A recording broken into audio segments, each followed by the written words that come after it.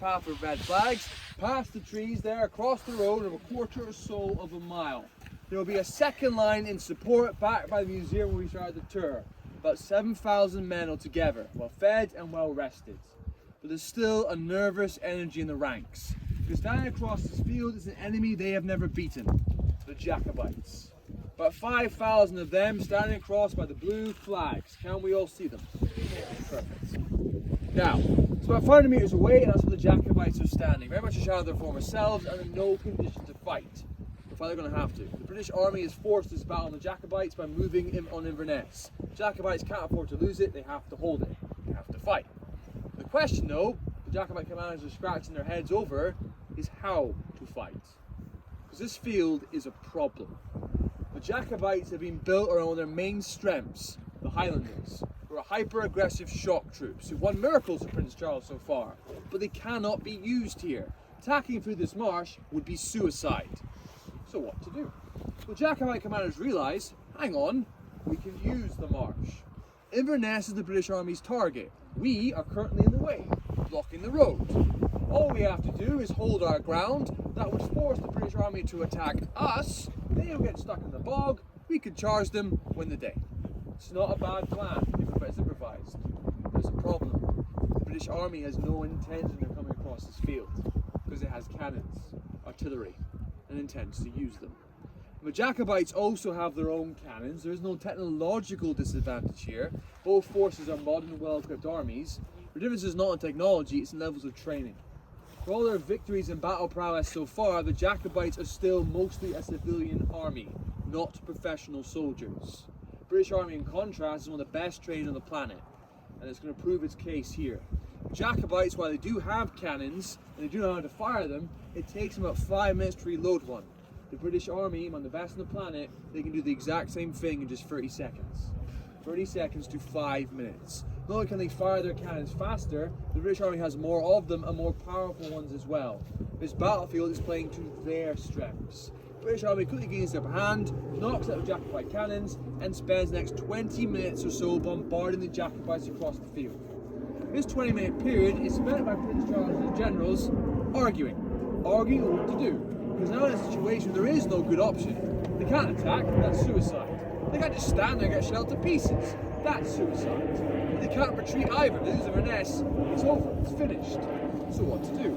And it finally dawns on Prince Charles in 20 minutes. The British Army is clearly not coming across the fields. He's only got one option. He's very much in check on the chessboard, and there's only one way out, through the marsh. He's going to have to put his faith in the Highlanders once again and hope for one last miracle. But before he can give any orders to his men, the attack has already started. Imagine for a moment, ladies and gentlemen, you are one of the Jacobites across this field. You are starving. You're exhausted. You've not eaten or slept in about 36 hours. You've done a grueling 22 march during the night. And now you're being asked to stand there and get shot at by cannonballs every 30 seconds. No sign of any orders coming or even any idea what the plan is. How long are you lasting under that? Exactly. And those men have just endured that hell for about 20 minutes straight. Now the Jacobites in the front, tired of watching their friends get killed, they're going to start breaking ranks and come charging across this field, which naturally causes mass confusion, because no one has any idea what's going on, no orders have been given yet. Is it just them? Who are we supposed to be going to? I don't know. So on a disciplined, organised line, which is crucial for victory, it's chaos. It's a mob. And then they hit the marsh. Now on this side of the field, that marsh, while an obstacle, isn't too bad. From ankle to knee deep. They will make it across. On the Jacobites left though, past these trees, across that road, the marsh is waist deep. They're not making it across the field. He would be cut down by British musket fire or be forced to be slowed down and try to make their way onto this side of the field. Now the Jacobites on this side, while they make it across, it's incredibly difficult. They're getting slowed down, the formation's breaking apart, and they begin to bunch up, grouping together, trying to find gaps and holes through the marsh, making themselves into the perfect target for something known as canister shot. Now what is that? Rather than a cannonball, if you imagine for a moment, it's a giant shotgun. It sprays out from the cannons and it cuts about 20 men at a time. The Jacobites seeing horrific casualties, but they're still pushing forward. And then the British Army opens fire with their muskets. Now a British soldier, he can fire and reload his musket once every 18 seconds. To maximise their firepower, the front line here is 3 ranks deep. 3 men, one behind the other. This means there's a volley of musket fire going across this field into the Jacobites every 6 or so seconds. How far across this field do you think you could run in 6 seconds? Exactly. And that is what the Jacobites have been facing, the hellfire. Now, by this stage in the battle, the field behind me is completely covered in smoke from all the fighting, all the firing of the muskets. When you add it to the weather, rain, sleet, a low fog, visibility is becoming incredibly difficult. British soldiers standing here now struggling to see the Jacobites. They have no idea how close they are, but they know what's coming next. They've lost friends to what's coming. They've been through it before. The dreaded and feared Highland Charge. Now, the Highland Charge is the Jacobites' main tactic. It's a hyper-aggressive shock tactic, designed at smashing clean through your enemy. The Jacobites have used it in every battle, and it has won them every battle. The British Army has never found a way of stopping this. Nobody has in 100 years. The Highland Charge is a battle winner which has never failed. And if you're the British soldier standing here, that is what's coming out at you out of the smoke. So you know, if you run away, you're signing your own death warrants. The only way you're going to get through this is by working together as a solid unit. So bayonets up, each man cover man to his right, a few deep breaths, a few reassuring pats of each other's shoulders.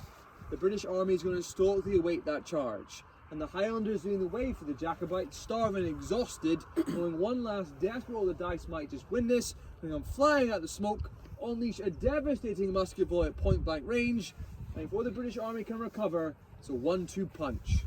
Bang! The Jacobites slam right into the close combat, and the British line will bend, buckle, and utterly collapse under this pressure. The entire left flank of the front line from here to the road implodes. It's now chaos. Discipline's got out the window, it's now mass brawl. All around us is brutal, hand-to-hand, up-close, in-your-face fighting. No longer a battle of musket, one of sword, bayonet, fist and teeth. And that fighting is absolutely ferocious. Neither side is giving any ground. It's a desperate struggle for survival. Many British soldiers going back-to-back in last stands, surrounded by the Jacobites who, in spite of everything, in spite of their exhaustion, in spite of their casualties, in spite of their march, in spite of everything that's gone wrong, it seems to Prince Charles that the Jacobites are about to pull off one last miracle, and 1,400 muskets all open fire at once. That front line of the British Army has done what was thought impossible. It has held the Highland Charge in a desperate struggle for just long enough to buy enough time for the second line to come forward, surround the Jacobites on three sides in a horseshoe, and that second line is now opening fire at point blank range. Volley after devastating volley. They will shoot and they will kill many of their own men in the back doing this. But crucially, they will shoot and kill over 700 Jacobites in just 2 minutes. This is a decisive moment in the battle. The majority of those 700 Jacobites who have just been killed are Highlanders. This is important for 2 reasons. One, the Highlanders are the Jacobites' very best. They're elite, fought all but invincible for the rest of the army. But they're also members of the Highland clans.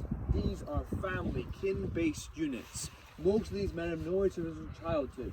They're fighting alongside their community, their brothers, their sons, their uncles, their family, their fathers. And they've all just witnessed over 700 of their friends and family getting cut down all around them in the blink of an eye. Their minds go to mush, so one thing left in their heads: survive. Get off the field. We're only human, and the Highlanders begin to run.